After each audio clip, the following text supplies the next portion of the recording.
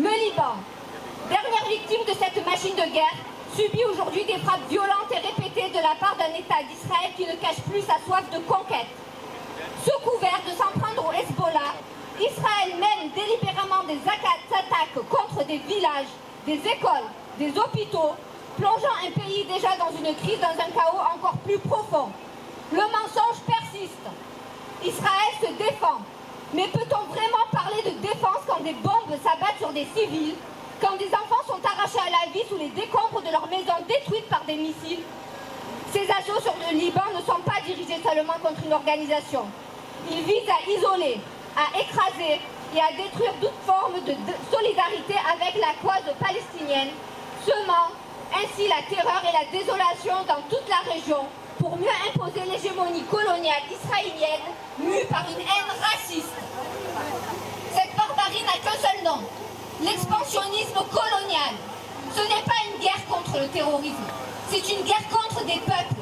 Depuis des décennies, Israël met en œuvre une politique systématique d'annexion et de destruction sur les terres palestiniennes occupées. Chaque maison démolie, chaque village rasé, chaque olivier déraciné est une étape dans cette entreprise brutale d'éradication. Et aujourd'hui, le Liban est dans le collimateur de ce projet colonial, criminel et suprémaciste. Les bombardements incessants sur Gaza, les incursions violentes en Cisjordanie et maintenant cette agression contre le Liban révèlent la véritable nature du régime Netanyahou. La Corse est avec vous. Alors, je représente tous mes amis aujourd'hui, mes amis du Corsica Palestine, mes amis du collectif pour une paix juste et durable au Proche-Orient. Comme vous le dimanche, nous, c'est le jeudi. 50 rassemblements depuis le mois d'octobre. Différentes actions. On fait ce qu'on peut, même si le préfet ne nous a jamais reçus. Je porte avec beaucoup d'émotion ce ruban noir. Je voudrais dire qu'il est insupportable que dans ce monde, il y ait un génocide par siècle. Les Amérindiens, d'abord, les Juifs, dans le siècle dernier, et maintenant, ce génocide absolument insupportable, avec la différence que pour celui-ci, personne ne pourra dire « on ne savait pas ». J'ai trouvé scandaleuse la présence de Netanyahou, j'arrive même pas à prononcer son nom. Ne heurtez pas mes oreilles avec ce nom-là.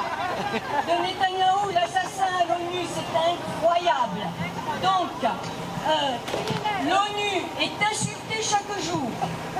Au-delà du problème de la Palestine et du Liban, c'est chacun de nous qui est attaqué dans son droit.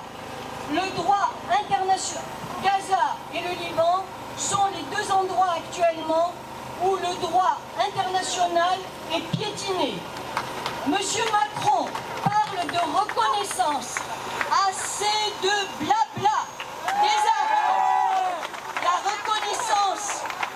La reconnaissance de l'État de Palestine, c'est maintenant. L'ONU a annoncé que la colonisation devait cesser dans 12 mois. Combien de Gazaouis nous restera-t-il dans 12 mois? C'est maintenant. Courage à tous. Tenons bon, nous le devons. Pour les gens de ma génération, à nos petits-enfants et à tous nos jeunes. Gaza vivra. Gaza la belle, comme disait Mahmoud Darwish. Le Liban subit des attaques terroristes de l'État sioniste israélien qui a tué plus des centaines de morts, des milliers de blessés au Liban. Le Liban paye son soutien au peuple palestinien. Nous sommes le plus petit pays arabe, mais celui que son sang s'est mélangé au sang palestinien depuis 1948. Hier, nous avons perdu un grand homme, un résistant qui a orchestré la victoire de 2000 et de 2006, Saïd Hassan Nasrallah, c'est pas un terroriste, c'est un résistant. C'est un résistant qui a ramené la fierté aux pays arabes. Ce n'est pas le premier leader qui tombe en martyr devant cet ennemi sanguinaire. Le premier leader tombé en 1949, il s'appelait Antoun Saadi. Et comme son prénom le dit, c'était un chrétien. Et qui vous disent que la guerre, c'est entre les musulmans et les juifs, sachez-le que c'est pas vrai. Parce que je vous le dis, le premier qui a appelé et indiqué que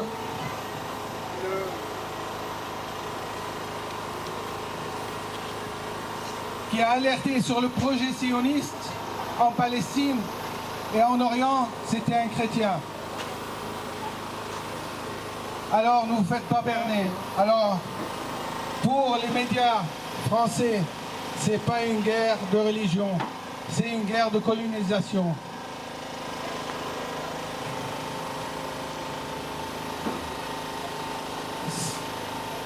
C'est une guerre entre le peuple palestinien et les colons venus du monde entier. Tuer les leaders n'arrêtera pas la résistance, dans toutes ses formes et toutes ses tendances. La guerre est longue et difficile. La finalité ne peut être que la victoire du bien sur le mal. La victoire des peuples résistants sur les colons venus du monde entier et soutenus par l'Occident complice.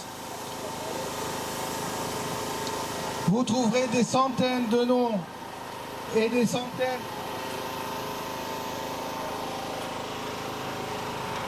de martyrs qui continueront le chemin jusqu'à la victoire. Les amis, n'ayez pas crainte, le Liban sera toujours fort avec son trépied magique. Peuple, armée, résistance. Vive la Palestine, vive le Liban. La victoire sera à nous, tôt ou tard.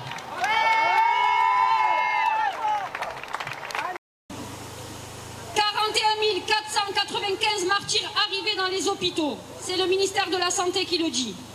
16 859 enfants martyrs. 171 nourrissons sont nés en étant des martyrs pendant la guerre génocidaire. 710 enfants ont été martyrisés pendant la guerre alors qu'ils avaient moins d'1 an. 36 ont été martyrisés à cause de la famine. 11 429 femmes martyrs. 986 martyrs du personnel médical, 173 journalistes martyrs, 7 fosses communes établies par l'occupation à l'intérieur des hôpitaux, 96 006 personnes blessées, femmes et hommes. 69% des victimes sont des enfants et des femmes. 69% des victimes sont des enfants et des femmes. 25 973 enfants vivant sans leurs parents. 3 500 enfants risquent de mourir en raison de malnutrition et manque de nourriture. La liste des chiffres est énormément longue. Ce qu'on vous cite, ce n'est pas exhaustif. Je vais arrêter là parce qu'on ne veut pas faire pleurer tout le monde. Mais si on regarde tous les chiffres, on passerait des jours et des jours à pleurer. C'est juste pour vous rappeler à quel point l'État génocidaire, l'État barbare est criminel. À quel point nous, pays occidentaux, on est en totale collaboration avec ces gouvernements qu'on applaudit lorsqu'ils viennent en voyage dans nos différents pays. Plus jamais ça.